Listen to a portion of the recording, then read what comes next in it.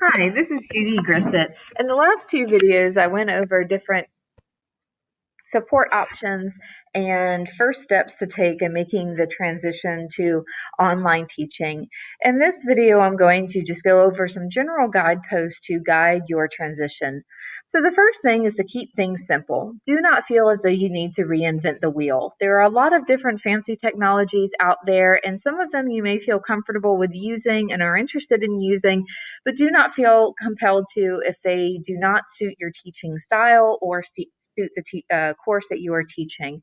So use what you're comfortable with. The second thing is to keep your expectations realistic. So this was a sudden and drastic disruption for us as well as our students. And so many of the plans that we had originally for the semester may not play out the way that we had anticipated. So sort of going down to this next point, keep in mind that our students are not going to have that same access to the technology and resources that they once did. Many of them will, but many of them will not.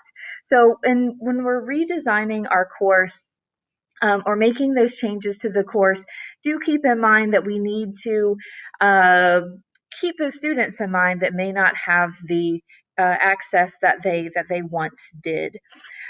Next is to review your course learning goals and determine your priorities.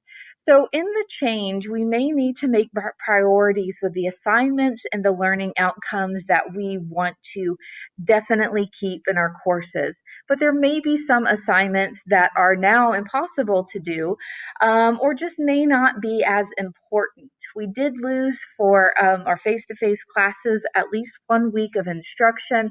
So there may be some assignments, some content that we will need to eliminate or at least revise in order to fit into this new structure. Next, identify new expectations for students. So once we have identified those new assignments, those revised assignments, and maybe assignments or assessments that we are going to eliminate, share those with students.